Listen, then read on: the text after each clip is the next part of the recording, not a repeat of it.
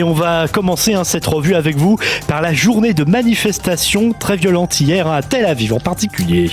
Oui, effectivement, Boker Tov, Christophe, une journée de combat, titre le Yediot Aharonot, en nous montrant des manifestants forçant un barrage de la police hier près du carrefour d'Azrieli au cœur de Tel Aviv. Et le Yediot Aharonot d'avouer que cette journée d'hier a été la plus mouvementée depuis le début de la vague de protestation contre la réforme judiciaire. Et s'ensuit une série d'informations détaillées, toujours en première page du Yediot Aharonot, sur par exemple la présence d'Itamar Ben-Gvir au QG des forces de police à Tel Aviv, sur le discours de Benyamin Netanyahou hier soir, au cours duquel il a comparé la violence des manifestants à celle des responsables du vandalisme de Khawara dimanche soir, à la suite de l'assassinat des deux frères Yaniv. Et le Yediot Aharonot mentionne également pêle-mêle le mécontentement des États-Unis face à Bezalel Smotrich, qui a justement appelé à raser Khawara de la surface de la terre. Et enfin, les efforts entrepris par le président Herzog pour tenter d'enclencher un dialogue. Et puis la conversation entre Benny Gantz et Benyamin Netanyahou et le refus des élus du Likoud de geler la procédure judiciaire. Et puis un encadré, un développement comme selon le Yediot, il n'y en a jamais eu, le siège du salon de coiffure de Sarah Netanyahou à Tel Aviv. Et oui, cela fait la première page du Yediot Aharonot de ce matin. Jugez plutôt, des centaines de manifestants ont pu vent hier soir que l'épouse du Premier ministre se trouvait dans un salon de coiffure de la place de l'État Kikar Hamdina à Tel Aviv. Et ils se sont donc rués vers ce salon avant d'en faire le siège en scandant « Le pays brûle, mais Sarah Netanyahou va chez son coiffeur » pendant 3 heures. 3 heures, les manifestants ont bloqué la sortie du salon. Il a fallu plusieurs centaines de policiers pour parvenir à exfiltrer Sarah Netanyahou de la colère, ou peut-être devrait-on dire de la haine des manifestants.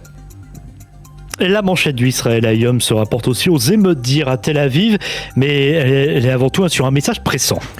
Oui, c'est un message pressant, il faut dialoguer. Et maintenant, titre le quotidien gratuit qui montre quasiment la même photo que son concurrent, le Yediot Aharonot, hier près d'Azrieli, de manifestants en train de se confronter avec les forces de police. Et en sous-titre donc de cet appel au dialogue, le journal écrit noir sur blanc: il y a des indices de dialogue, mais le temps presse. Et si les images d'hier de cette journée de la perturbation devaient se répéter, c'est l'État d'Israël qui sortirait perdant, titre le Israël Hayom, qui en page intérieure parle aussi d'un État paralysé par la protestation.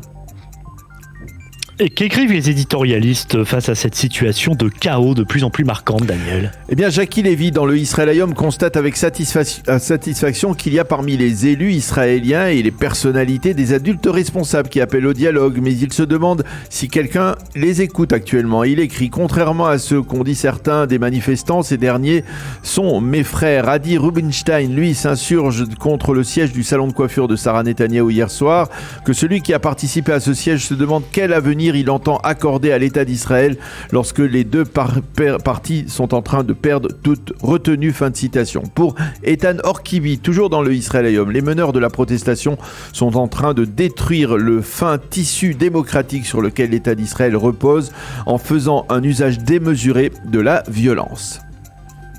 Dans le Yediot Aharonot, on trouve aussi ce matin de nombreux commentaires et éditoriaux sur cette vague de violence et de colère qui déferle sur Israël. Oui, mais nous allons nous focaliser sur un éditorial plutôt stupéfiant, un éditorial de Yonatan Geffen, qui est un célèbre écrivain, poète israélien, compositeur, qui est tout simplement un appel terrible à la violence. Et l'on se demande comment d'ailleurs le rédacteur en chef du Yediot Aharonot a pu valider cette pure incitation à la haine dont je vais vous citer des extraits. En s'adressant à Yair Lapid, Yonatan Geffen, dans cet éditorial, lui demande tout simplement de se réveiller, non pas pour entamer un dialogue avec les partisans de la réforme, mais, dit-il, pour retirer les gants. Sois ferme, Yair, sois même violent. Je vais t'apprendre que c'est bien aussi de haïr ceux qui aspirent à la mort de nos enfants. Haïr ceux qui aspirent à la mort de nos enfants avec l'aide de Dieu, écrit donc Yonatan Geffen. Oui, j'ai le droit de haïr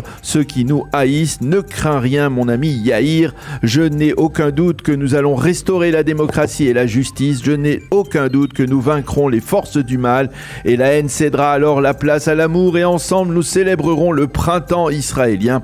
Voilà ce qu'écrit donc Yonatan Geffen ce matin dans le plus grand quotidien israélien. Un véritable appel à la haine de celui qui ne pense pas tout à fait comme lui.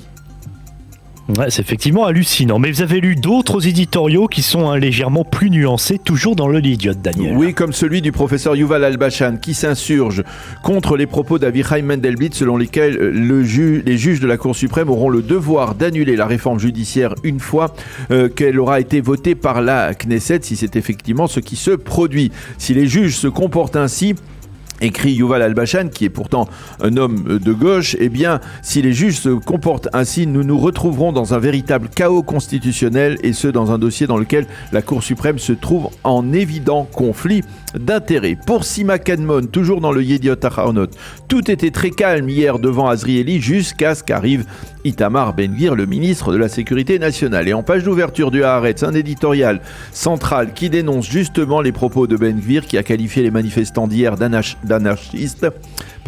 C'est une honte, écrit le Haaretz, qu'un repris de justice qui a pour modèle un meurtrier de masse, sous-entendu le fameux Baruch Goldstein, qui avait assassiné 29 Palestiniens à Hebron il y a de cela près de 30 ans. C'est une honte que ce soit lui, Itamar Ben-Gvir, qui traite des manifestants d'anarchistes. Et nous terminerons cette revue de presse par le Maariv, qui publie en évidence ce matin la condamnation américaine des propos du ministre des Finances Bezalel Smotrich. Oui, Smotrich avait déclaré hier qu'il fallait raser le village de Hawara de la surface de la Terre, et l'administration Biden a très rapidement réagi en condamnant ces propos. Ce sont des déclarations provocantes, irresponsables, repoussantes et dégoûtantes, a affirmé hier le Ned Price, le porte-parole du département d'État américain.